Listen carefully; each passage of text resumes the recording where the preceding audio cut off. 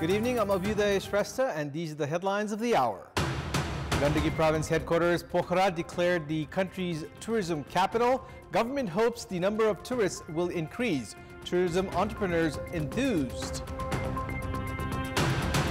The government's proposed common minimum program prioritizes to address problems of cooperatives and microfinances. Program faces challenge in implementation. Former U.S. President Donald Trump warns of a bloodbath if he is not elected in the upcoming presidential election. President Joe Biden's campaign says the American people will defeat Trump for the second time. And Pulesha Govardhan qualifies for the Paris Paralympics, becomes the first Nepali athlete to compete in the Paralympics by qualifying from the qualifier stage. The government has declared Pokhara as the tourism capital of Nepal. Prime Minister Pushpa Kamal Dahal declared Pokhara as the tourism capital of the country today. Prime Minister Pushpa Kamal Dahal declared Pokhara as the tourism capital of the country at a program held by the Bank of Phewa Lake earlier today. Speaking at the program, Premier Dahal said that the city is a unique convergence point of nature, culture, and adventure. Pokhara Mayor Dhanaraj Acharya also said Pokhara is renowned throughout the world as one of the top tourist destinations, as the city has unique natural beauty and culture. Mayor Acharya stated Pokhara being declared as the country's tourism capital is a matter of prestige. Pokhara was declared as the tourism capital under the initiative of the Gandaki Province government and Pokhara Metropolis, with a view to promote the tourist destination through sustainable tourism development. Tourism entrepreneurs believe that there will be increase in the flow of tourists in Pokhara following the declaration. The government took the decision to declare Pokhara as the tourism capital on 6th of March based on the study report submitted by the Gandaki Province Policy and Program Commission. It's now time for our segment Public Pulse, where you text us with your opinion. Public Pulse. But before that, let's take a look at the results from yesterday's poll. Yesterday, we had asked you, why has the government failed in arresting gangs involved in sending Nepali nationals to foreign countries illegally? 21% voted for A, not in priority, 17% for B, feeble law, and 62% for C, agents too powerful. And here's today's question. Will the number of tourists in Pokhara increase following the city being declared the tourism capital? Your options are A, will increase, B, will not make much difference, and C, only limited to talks. The voting is on. Type NEWS, select your option A, B, or C, and send it to 34001 to share your opinion with us. Prime Minister Pushpa Kamal Dahal has said the Pokhara International Airport will resume regular operation soon.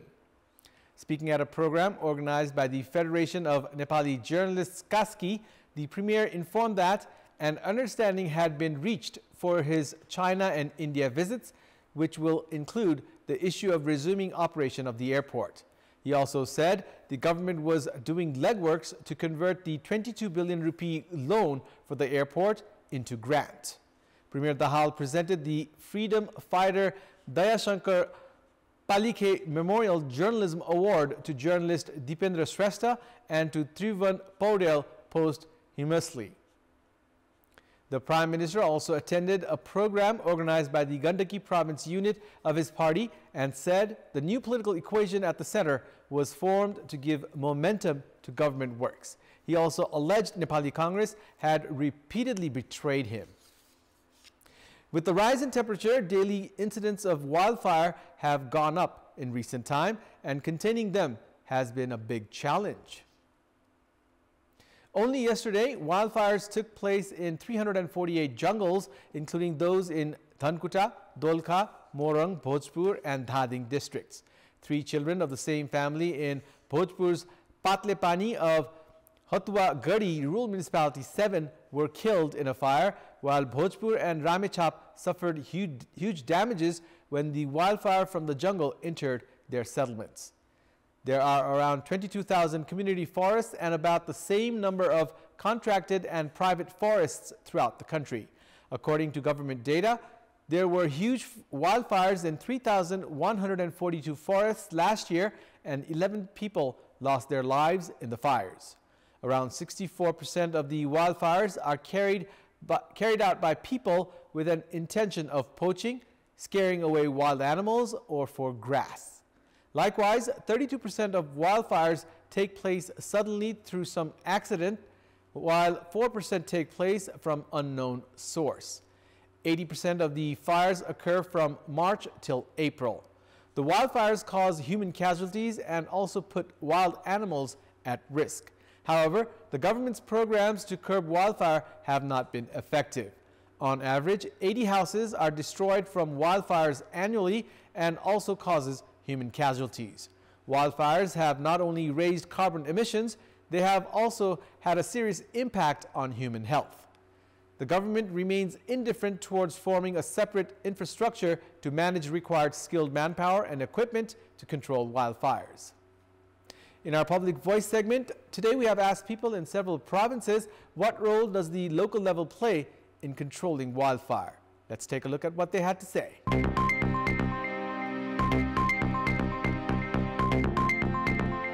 कहिलेकाहीँ डढेलो लाग्यो रे भनेर दमकलहरु कुदिराखेको चाहिँ देखेँ। कार्यविधि नै लिएर अगाडि बढेको चाहिँ पाइया छैन। स्थानीय तहले जति सक्दो चाँडो छिटो गरेर आगो नियन्त्रण गर्न आफ्नो स्रोत साधनले भ्याएसम्म प्रयास गरेको छ। जनचेतना फैलाउने कामहरु गरिराखेको छ। मुखदर्शक बाहेक अरु केही देखिया छैन। आगलागीबाट बच्न खोज्न केही पनि म अहिले स्थानीय सरकारले गाविसले केही पनि देखेको छैन। वर्षै पछि यहाँ आगलागी हुँदै गइरहेछ तर स्थानीय तहको कुनै खासै चासो नभएको देखिन्छ। रौतहट जिल्लाको समग्रमा 18 वटा स्थानीय तहमध्ये 3 वटा नगरपालिकामा मात्रै त्यो बरुन यन्त्र छ। यसैले हामी मूल्याङ्कन गर्न सक्छौं कि यसप्रति के कस्तो ध्यान छ नगरप्रमुखज्यूहरुको। बरुन यन्त्रको कमी छ र स्थानीय सरकारको कुनै भूमिका रहेको छैन। स्थानीय निकायबाट चाहिँ त्यसको पहल चाहिँ अगाडि निभाउनको लागि पहल चाहिँ अगाडि बढेको चाहिँ छैन। हाम्रो गाउँमा सल्लाह छ जहिले वर्षैले आगो लाग्छ तर स्थानीय निकायहरु कोही आउनुहुन्न। हामी आफै गएर आगो निभाउनु पर्छ। अग्निरेखाहरु बनाउने त्यो सचेतता अपनाउने त्यस्तो भएको अलि चेतना भएको मैले पाएको छैन। स्थानीय तहले खासै काम गरेको थाहा पाएको छैन। The proposed common minimum program of the five-party ruling alliance includes agendas like the issues seen in financial sector with plans to bring large cooperatives under the Nepal Rashtra Bank. The government has also planned at better managing the registration of multipurpose cooperatives. Likewise, proposals have been floated to address issues in the education, health, and employment sectors with plans to reduce education fees and create employment opportunities to control youth exodus. The program has also proposed for an evaluation of the 15th plan and make it a base for the 16th plan, along with resuming infrastructure projects that have been halted. Likewise, the program also aims at concluding the remaining works of the peace process and to conclude all arrangements for the implementation of federalism and making all three tiers of the government active. Meanwhile, economists say there is a need to prioritize solving issues of the economy, making coordination among the three tiers more effective, and raise the confidence of the private sector. Considering previous experiences, experts have cast doubt on the implementation of the new common minimum program. The Pushpa Kamal Dahal-led government had introduced the common minimum program on 9th of January 2023, which committed at endorsing or making necessary amendments to a dozen bills from the first parliament session. However, so far, only 2 laws have been formulated. The government back then had also aimed at distributing national identity cards within 1 year, which has yet to happen. Likewise, the plans of establishing a fertilizer factory has been limited to talks. The Festival of Colors, Holi, has kicked off from today. Holi begins with the installation of cheer, a bamboo pole decorated with pieces of colorful cloths at the capital's Basantapur. The cheer was installed at the Hanuman Dhoka Darbar Square in Basantapur this morning at the auspicious timing of 7:47 a.m. The Manandar community installed the cheer and applied vermilion on each other to mark the beginning of the Holi festival. Holi will be celebrated on 24th and 25th of March this month. The main day of Holi will be celebrated on 24th of March next Sunday in the Kathmandu Valley and Hilly districts, and on 25th of March, Monday, in the Tarai Madesh districts. Public holidays are given to the regions on respective days of Holi celebrations.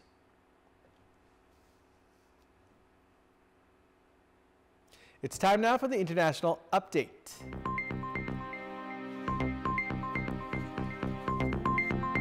Former U.S. President Donald Trump told a rally in Ohio yesterday that November's presidential election will be the most important date in U.S. history, painting his campaign for the White House as a turning point for the country.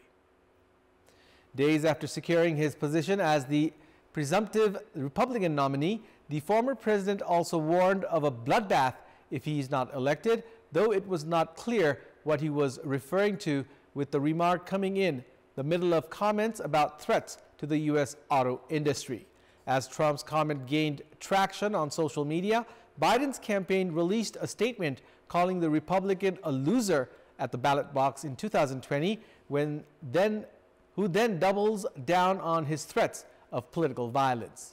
The campaign said he wants another January 6th, but the American people are going to give him another electoral defeat this November because they continue to reject his extremism, his affection for violence, and his thirst for revenge, referring to the deadly attack on the U.S. Capitol by Trump supporters in 2021. Later, Biden spoke at a dinner in Washington where he also warned of an unprecedented moment in history. He said freedom is under assault, and the lies about the 2020 election, the plot to overturn it to embrace the January 6th insurrection, posed the greatest threat to democracy since the American Civil War. Earlier this month, Trump and Biden each won enough delegates to clinch their party nominations in the 2024 presidential election, all but assuring a rematch and setting up one of the longest election campaigns in U.S. history. Sports news. Palisha Govardhan has qualified for the Paris Paralympics, which will take place this year. She has become the first Nepali athlete to compete in the Paralympics by qualifying from the qualifier stage. Para-taekwondo player Palisha will be participating in the Olympics for the second consecutive time. She secured a spot in the Paralympics by winning the gold medal at the Paris Paralympics Asia qualifiers ongoing in China. She defeated Iran's Lella Mirjai in the finals of the women's below 54 kilogram weight category to bag the gold medal.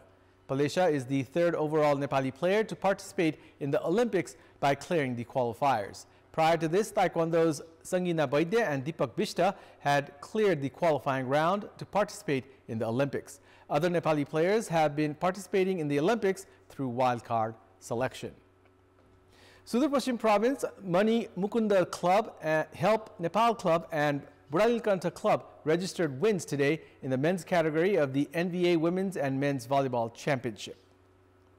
In the match played at the covered hall of the National Sports Council in the capital's Tripureshwar today, Budalilkanta Club defeated Karnali Province in straight sets 25-10, 25-18, 25-17 to secure 3 points.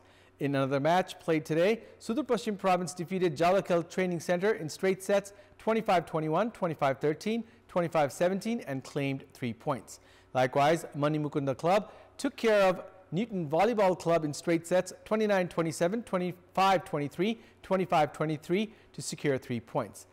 In today's last men's match, Help Nepal Club defeated Koshi Province in straight sets 25-19, 26-24, 25-15 and claimed 3 points. Meanwhile, towards the women's side of the NVA Women's and Men's Volleyball Championship, Nepal Police Club started off their campaign with a win today. In the match played at the covered hall in Tripureshwar, defending champions Nepal Police Club thumped Karnali Province in straight sets 25-12, 25-7, 25-8 to secure 3 full points. Armed Police Force also registered a win in their first match, thrashing Madhya Province in straight sets 25-8, 25-7, 25-2 to claim 3 points. 2 matches towards the women's side and 4 matches towards the men's side are scheduled for tomorrow in the NVA Women's and Men's Volleyball Championship. That's all for the moment. Thank you for watching. Good night.